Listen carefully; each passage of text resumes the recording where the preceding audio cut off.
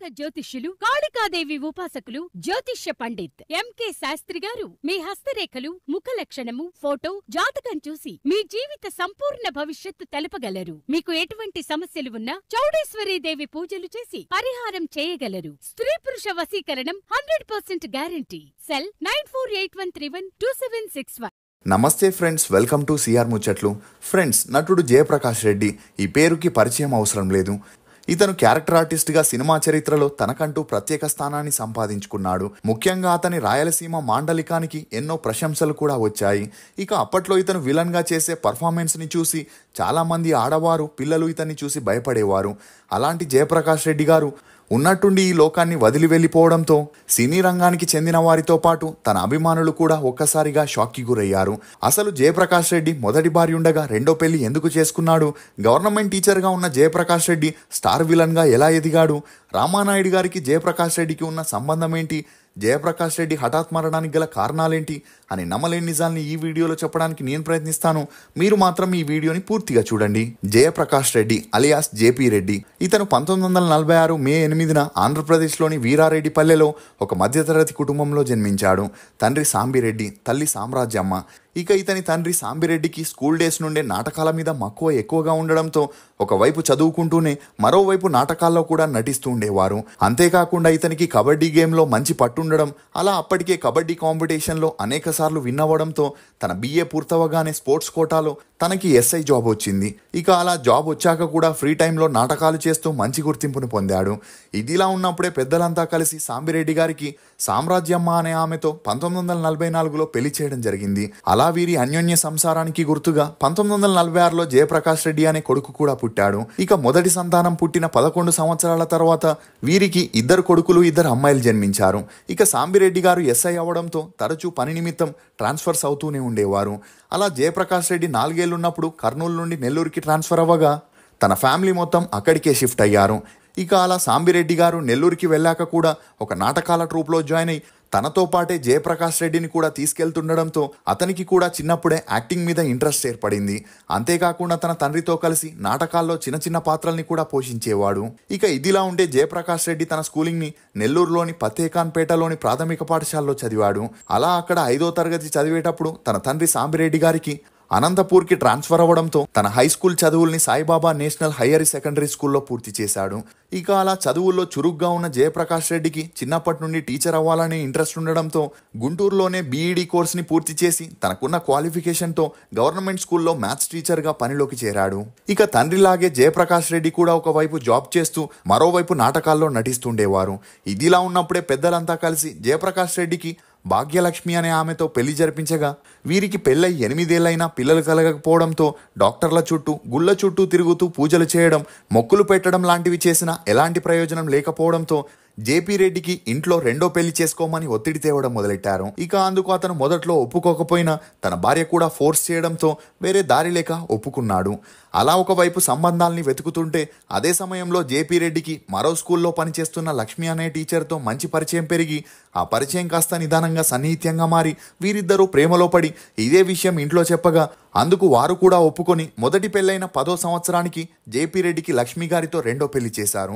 ఇక అలా అప్పటి నుండి 2 భార్యలతో ఒకే ఇంట్లో ఉంటూ వస్తుండగా పెళ్ళైన 6 నెలలకే రెండో భార్య ప్రెగ్నెంట్ అవ్వడంతో జేపీ రెడ్డి మరియు అతని ఫ్యామిలీ ఆనందానికి అవధులు లేకుండా పోయాయి. కానీ అదే సమయంలో మొదటి భార్య కూడా ప్రెగ్నెంట్ అవ్వడంతో అందరూ షాక్కి గురయ్యారు. ఇక అలా చేసేదేమీ లేక 2 భార్యలతో హ్యాపీగా గడుపుతున్న క్రమంలో మొదటగా రెండో భార్యకి మల్లిక అనే అమ్మాయి పుడితే ఆ తర్వాత మొదటి భార్యకి విపుల్ చంద్ర ప్రకాష్ రెడ్డి అనే బాబు పుట్టాడు. ఇక ఇదిలా ఉంటే అప్పట్లో సినిమా ఇండస్ట్రీ మొత్తం మద్రాసులోనే ఉండగా తెలుగు మూవీ అవుట్డోర్ షూటింగ్స్ మాత్రం గుంటూరు, నెల్లూరు చుట్టుపక్కన ఊర్లలో జరుగుతుండేవి. ఇక ఆ మూవీస్లో చిన్న చితక పాత్రలకి ఆర్టిస్టులు కావాలంటే ఆ ఊర్లో ఉండే నాటకాల కంపెనీలోని ఆర్టిస్టులనే ఉపయోగించుకునేవారు. అలా 1975లో BV నారాయణరావు గారు హీరోగా, జయసుధ హీరోయిన్గా ముత్యాల పల్లకి అనే మూవీ షూటింగ్ని గుంటూరులో ప్లాన్ చేశారు. అలా ఆ మూవీలో కాలేజ్ ప్రిన్సిపల్ క్యారెక్టర్ కోసం గుంటూరులో ఉండే నాటకాల ఆర్టిస్టులకి ఆడిషన్ నిర్వహించగా చూడ్డానికి సన్నగా మంచి హైట్ ఉండి గంభీరంగా ఉండే జయప్రకాష్ రెడ్డిని ప్రిన్సిపల్ రోల్కి సెలెక్ట్ చేయడం జరిగింది. అలా ఆ మూవీలో చిన్న పాత్ర చేయడం ద్వారా జయప్రకాష్ రెడ్డి తన సినీ అరంగేట్రం చేశాడు. ఇక ముత్యాల పల్లకి మూవీ 1976లో రిలీజ్ అయ్యి అంతలా ఆడకపోయినా మొదటిసారి జయప్రకాష్ రెడ్డి తనని తాను స్క్రీన్లో చూసుకోవడంతో సినిమాల్లో నటించాలనే ఇంట్రెస్ట్ మరింత పెరిగింది. దీంతో అప్పటి నుండి చుట్టుపక్కల ఉండే ఊర్లలో షూటింగ్స్ ఎక్కడ జరిగినా అక్కడికి వెళ్లి ఛాన్స్ల కోసం అడుగుతూ ఉండేవాడు.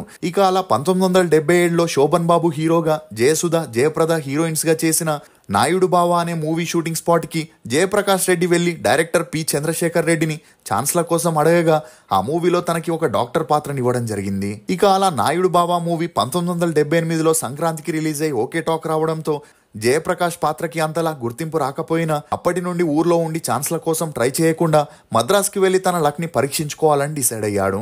అందుకోసం ఒకవైపు జాబ్ చేస్తూ హాలిడేస్ ఉన్నప్పుడల్లా మద్రాస్కి వెళ్లి ఛాన్స్ల కోసం ట్రై చేయడం మొదలెట్టాడు.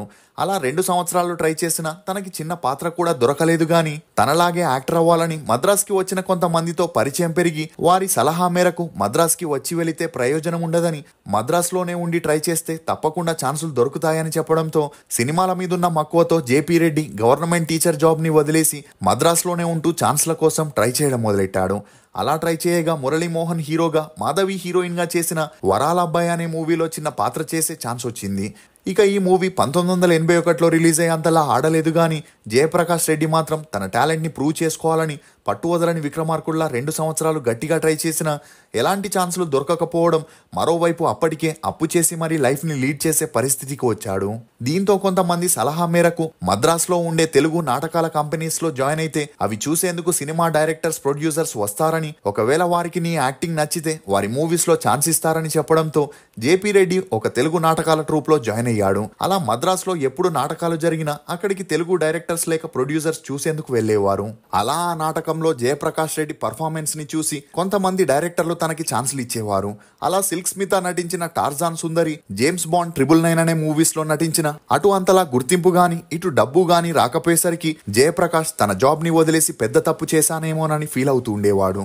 అయినా వెనకడుగు వేయకుండా ఫైనల్ గా తన లక్ ని ఒకసారి ట్రై చేయాలని సుమన్ హీరోగా చేసిన కంచు కవచం అనే మూవీలో ఒక కీ రోల్ ని ప్లే చేయగా ఆ మూవీ 1985లో రిలీజ్ అయి హిట్ అవ్వడంతో తనకి ఛాన్సులు వెతుక్కుంటూ వస్తాయనుకున్నాడు. కానీ అలా 1 year ట్రై చేసిన చిన్న పాత్ర కూడా దొరకకపోవడం, అప్పటికే తన 2 పిల్లలు కూడా పెద్దవారవడంతో వారి చదువులు, ఆలనా పాలన్ని దగ్గరుండి తనే చూసుకోవాల్సిన టైంలో నిలకడలేని సినిమాల కోసం అన్నింటినీ వదులుకొని అప్పుల బారిన పడ్డానని రియలైజ్ అయిన జయప్రకాష్ రెడ్డి తిరిగి గుంటూరుకి వెళ్లిపోయాడు.